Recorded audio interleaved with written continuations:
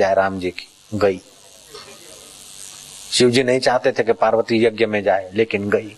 और पार्वती नहीं चाहती थी कि शिव जी का अपमान करे मेरे पिताजी, किया। લ્યો त्यों ठेठ होळी छे तो तमारा घरमां જરાક હળગ્યું તો વાંધો શું આવે? ठेठ દિલ્હીમાં થોડું હળગ્યું તો શું મોટી વાત થઈ, ગાંધીનગરમાં થોડું હળગ્યું તો શું મોટી વાત થઈ, તમારા ઘરમાં હળગ્યું તો શું વાત થઈ?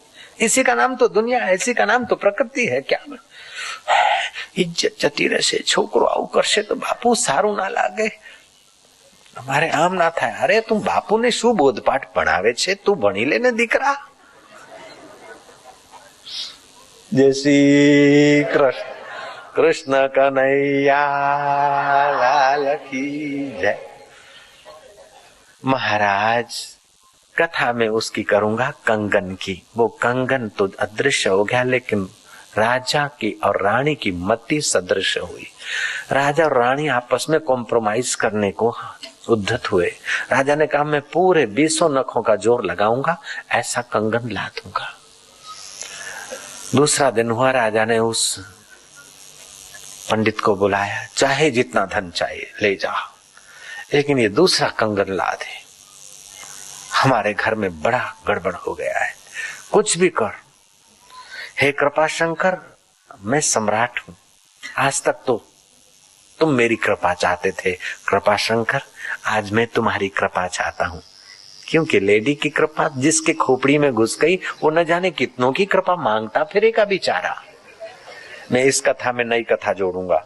जोड़ दूं। एक जवान जा रहा है, उसके पैर धरती से 1 फुट ऊपर चलते हैं, बड़े शान शौकत से जा रहा है, चेहरे पर ब्रह्मचर्य का तेज है, आंखें बड़ी बड़ी सुंदर, बस मानो उसकी खुशी का कोई ठिकाना ही नहीं। हाथ में एक शानदार कवर है और कवर से सुगंध निकल रही है। उस कवर में एक चिट्ठी है, जा रहा है एक अपनी प्रेयसी को देने को कि तुम्हारा हमारा कुछ दिनों से जो प्यार था, तुम्हारे माँ बाप चाहते थे और मेरे माँ बाप नहीं मानते थे, मैंने उनको मना लिया है, तेरी मेरी शादी पक्की है।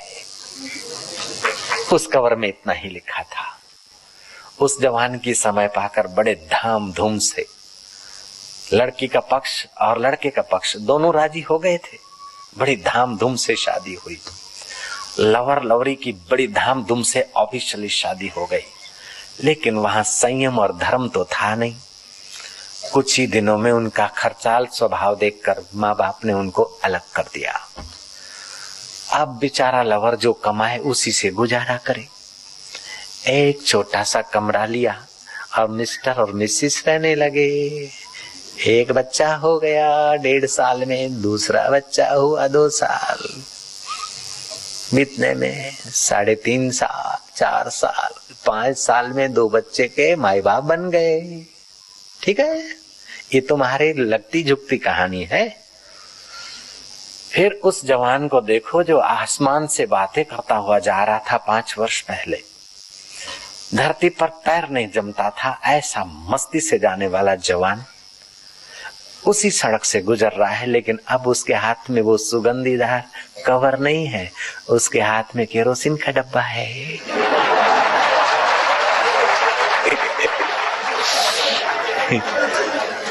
दो छोटी मोटी थैलियां है और एक चिट्ठी है, क्योंकि पगार हुआ है, इतना इसको देना है, इतना उसको देना है, दे के बाकी का उधारा माल इतना लाना है। बाल खुले हुए हैं, जूता फटा हुआ है, कपड़े कंगालत की खबर दे रहे हैं, और डाचा तो एकदम बैठा हुआ है सेक्स के कारण। डाचू બેસી ગયું છે, આંખો અંદર જતી રહી છે અને ગઢપણ જાણે એના यौवन ઉપર નૃત્ય કરતું હોય। बुढ़ापा मानो उसके यौवन पर नृत्य करता हो। वो बेचारा कंगालों की अदा से उसी सड़क से गुजर रहा है। केरोसिन का छोटा डब्बा है, डालडा लाने का 1 किलो का डब्बा है थैली में। थैली के बाहर केरोसिन का वो छोटा सा डब्बा है, 2 लीटर लाए वो सा डब्बा है। और हाथ में चिट्ठी है, 2 सेर आटा, 1 सेर चावल, आधा सेर मूंग की दाल और आधा किलो नमक और 1 किलो गुड़, 1 किलो गुड़, और फिर भी कुछ लिखा हुआ होगा, बाकी का तुम मन से पढ़ लेना। लेकिन दुर्दशा उसकी बेचारे की यही थी।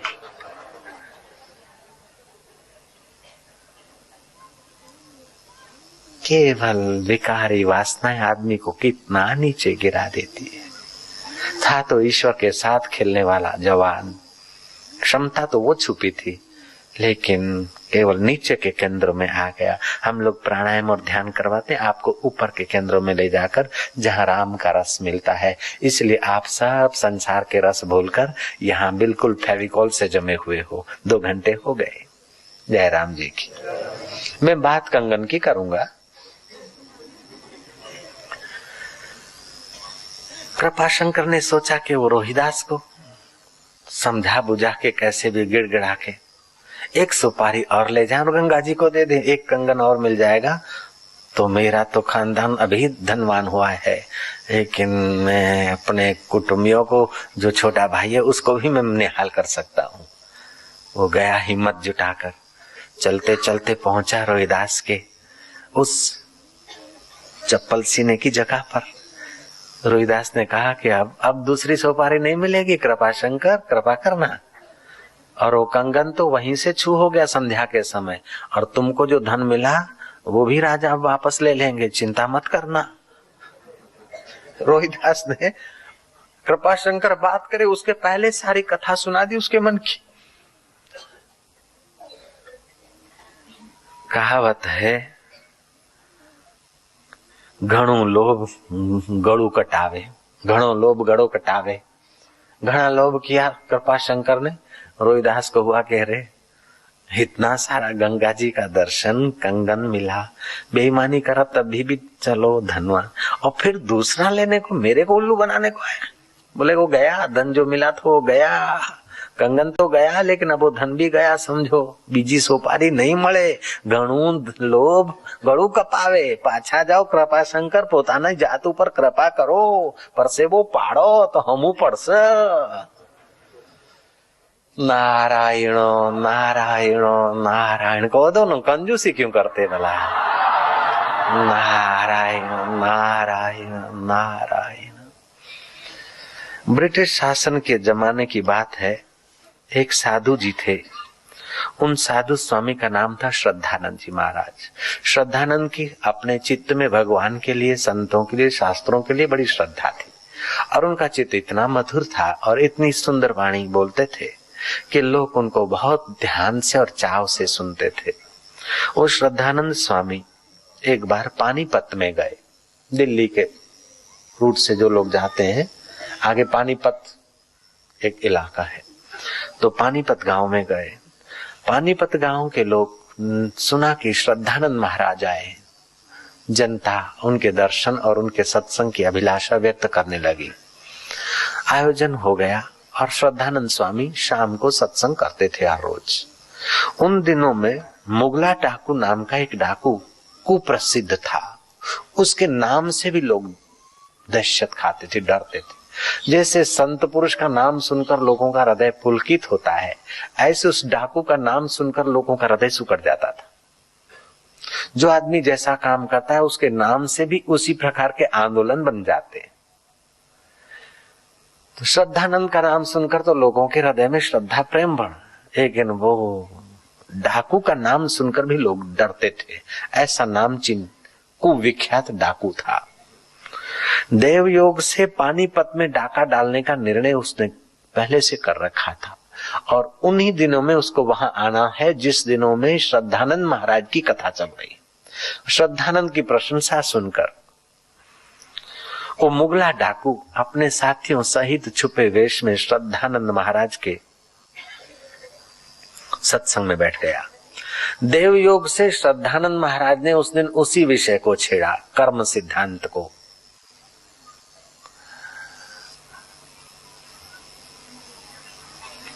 अवश्य भावी भोक्तव्यम, कृता अकृत, जो कृत अकृत फल है, शुभाशुभ कर्म का फल है, वो अवश्यम भावी भोगना ही पड़ता है, इससे कोई बच नहीं सकता। इसलिए अपने दुष्कृत्यों से अपने को बचाओ और सुकृत्यों में समय शक्ति का सदुपयोग करो। अवश्यम भाविनो भावानाम प्रतिकारो भवेत यदि दुखेन लिपेरन नल राम युधिष्ठिरा। नल और युधिष्ठिर जैसे को भी कर्म के सिद्धांत में जीना पड़ा और पसार होना पड़ा। राजा नल, दमयंती नल या राजा युधिष्ठिर और भगवान राम को, वो भी एक कथा है कि नारद जी को बंदर जैसा रूप दिया था और नारद ने श्राप दिया था कि मेरे को बंदर जैसा रूप देकर विश्व सुंदरी तुम हर देते हो, तुम्हारी भी कोई सुंदरी हर लेगा और बंदर ही तुमको सहयोग करेंगे। और राम जी को भी वहां से गुजरना पड़ा, उसी नियम से गुजरना पड़ा।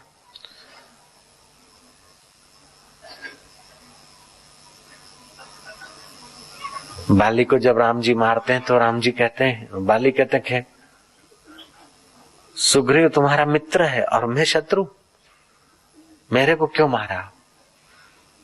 राम जी कहते कि तुम दूसरा कोई उपाय नहीं था छुप के मारने के सिवाय, क्योंकि जो तुम्हारे सामने आता है आदि शक्ति उसकी तुम्हारे पास आ जाती और तुम अपने छोटे भ्राता की पत्नी के साथ दुर्व्यवहार करते हो, इसलिए तुम अपराधी हो और मैंने तुमको छुप के मारा है तो तुम भी कभी मार लेना। वो ही बाली दूसरे जन्म में कृष्ण अवतार में शिकारी होकर श्री कृष्ण को पूर्ण यात्रा के समय अपना रूप दिखा देता है। तो कर्मों का सिद्धांत महाराज ने सूक्ष्मता से बयान किया और महाराज क्रूर कर्मों का फल समय पाकर अनंत गुना होकर भोग करना ही पड़ता है और अच्छे कर्मों का फल अभी नहीं मिले तो अच्छा है, देर से मिलेगा तो और बढ़िया होकर मिलेगा। इस सिद्धांत कर्म सिद्धांत पर प्रवचन महाराज जी ने किया और हृदय पूर्वक प्रवचन तो दिल में उतर ही जाता है। वो मुगला डाकू का हृदय कांपने लगा अपने क्रूर कृत्यों से। डाका डालने में न जाने कितने दिलों की हिंसा होती है और कितने शरीरों की भी तो हिंसा होती है। इस क्रूर कर्मों ने उसके हृदय को झकझोर दिया। मनुष्य अपने दुष्कृत्यों का फल कैसा मिलेगा वो अगर सोचे और समझे तो इसी समय उसके दुष्कृत्य छूट सकते हैं। महाराज कथा पूरी हुई, लोग प्रणाम करके अपने अपने घर गए। महाराज भी आराम करने को अपने एकांतवास कुटिया में गए। समय पाकर मुगला डाकू उस कुटिया के द्वार पर आया। महाराज ने दरवाजा खोला, भाई क्या है, क्यों आए हो इस समय? मैं रात्रि हो गई, आराम कर रहा हूँ, इस समय क्यों आए हो? बोले तुम कौन हो?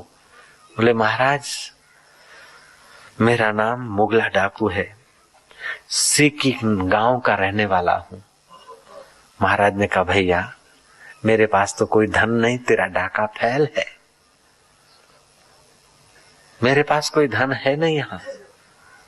अगर धन लेना है तो आ जाना, मैं जहाँ समिति ममिति बनाता हूँ उन समिति वालों के पास मिल जाएगा थोड़ा बहुत, मेरे पास नहीं है। वो समिति बैठा है इधर सामने, वो धनवान सेठ के पास धन मिल सकता है, मेरे पास तो कुछ नहीं। चाहे शांति कुटिया का चप्पा चप्पा तू खोज ले, यहाँ तो कोई धन नहीं मिलेगा।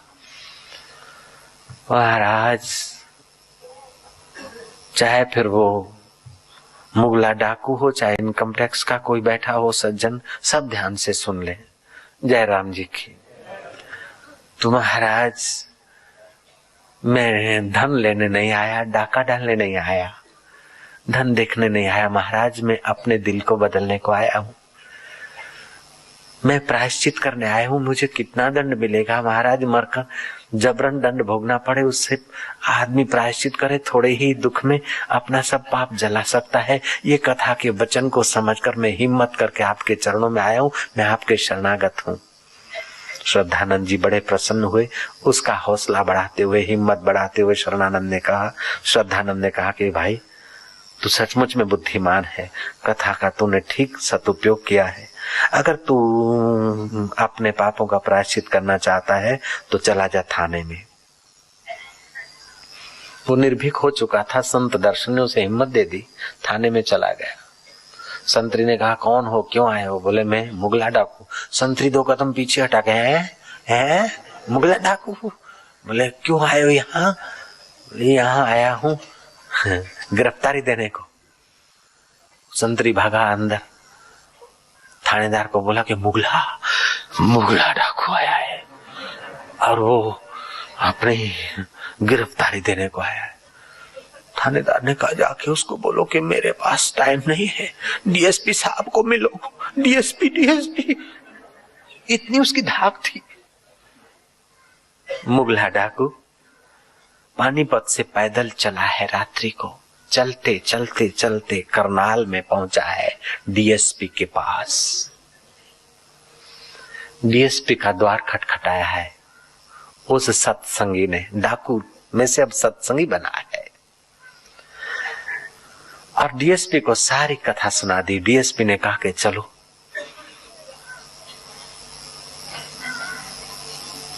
मेरे साथ तुम रूबरू चलो, जहां सरेंडर होना चाहिए वहीं चलते हैं अपन। राजपाल के पास पहुंच गए और राजपाल को पूरी कथा सुना दी।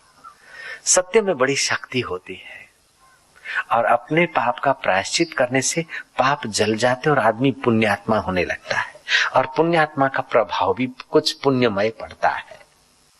पापी का प्रभाव ऐसा ही पड़ता है कि सामने वाला हमको नोच दे, और पुण्य का प्रभाव ऐसा पड़ता है कि सामने वाला हमको मदद रूप हो जाए।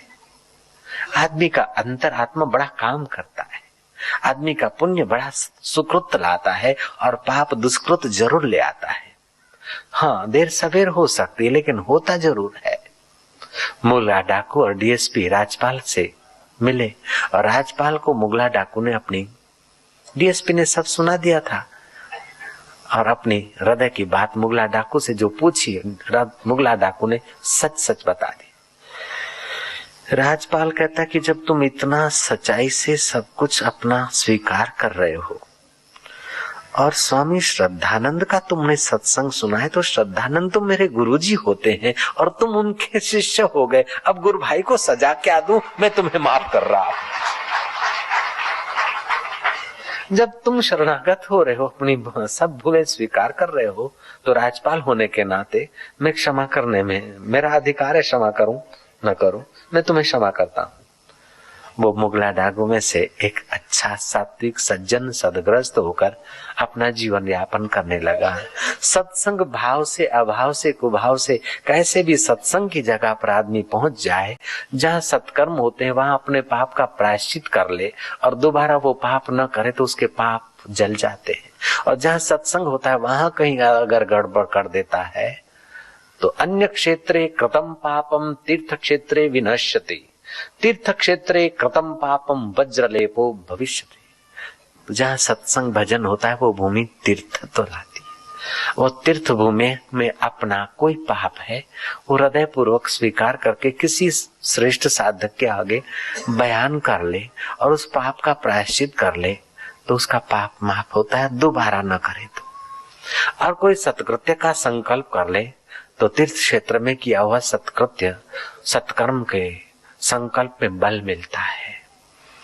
कुल मिलाकर मनुष्य अपने भाग्य का आप विधाता है।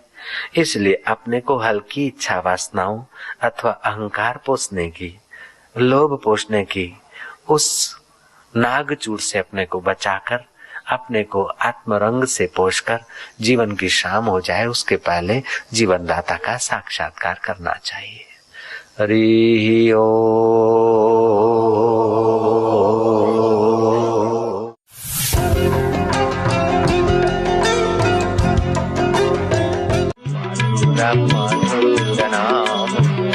हरि दिलों का दुल्हरा नाम हरि हरि ओम, भक्तों का सहारा नाम हरि हरि ओम, गली का किनारा नाम हरि ओम, पाप का निवारक नाम हरि हरि ओम।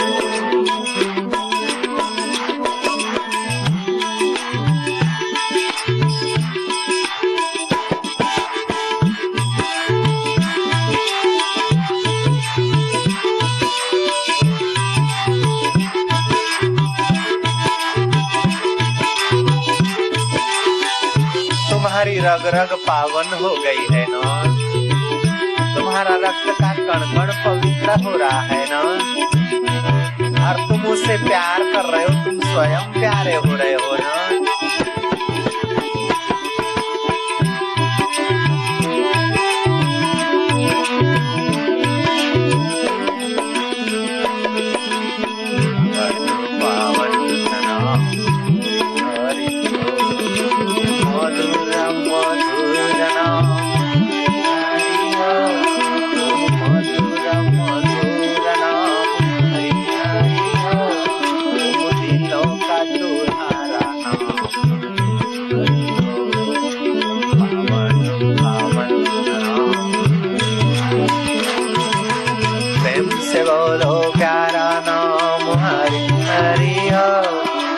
गली का किनारा नाम हरि हरि ओम, भक्तों का सहारा नाम हरि हरि। फिर से बोलो वही नाम हरि ओम।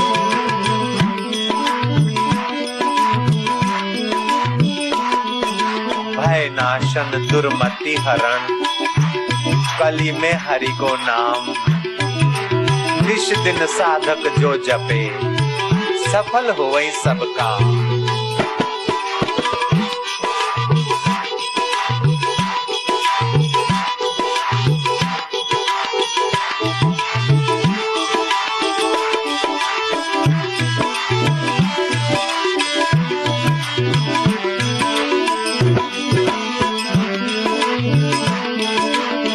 लौका दुल्हरा नाम हरि कली का किनारा नाम हरि ओम, पाप का निवारक नाम हरि ओम, मीरा बोले प्यारा नाम हरि ओम, गौरांग का सहारा नाम हरि हरि ओम, पावन पावन नाम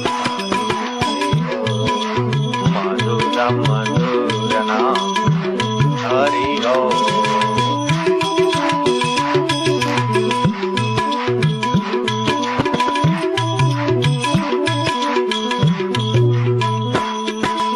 राम बोले प्यारा नाम हरि हरि ओम, गौरांग का सहारा नाम हरि ओम, नरसी बोले वो ही नाम हरि हरि ओम, ब्रह्मा का प्यारा नाम हरि हरि ओम, दिलों का दुलारा नाम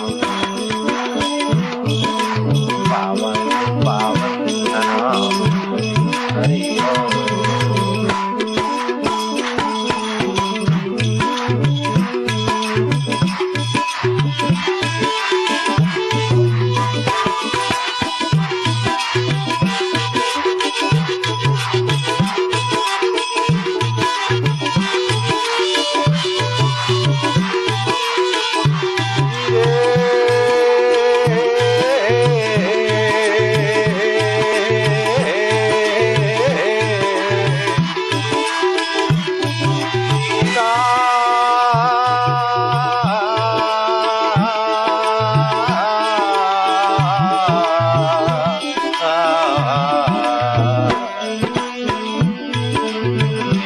का दुल्हारा नाम हरि ओम, पावन पावन नाम हरि ओम। तुम्हारी रग रग पावन हो रही है ना, तुम्हारे हृदय में दुल्हारे का दुल्हार भर रहा है ना। जय हो मारा वालुड़ा।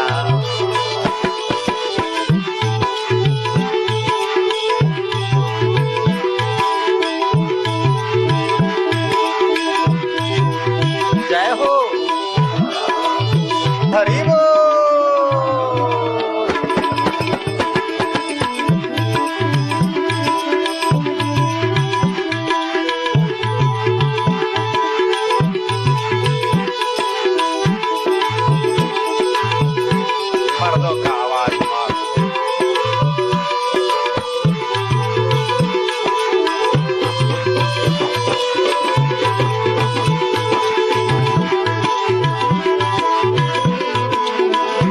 गौरांग बंगाल में नाचे, कृष्ण वृंदावन में नाचे, तुकाराम महाराष्ट्र में नाचे, तो तुम साबर के तट पर प्यार से कह दो प्रभु तेरी जय हो। पावन पावन नाम हरि।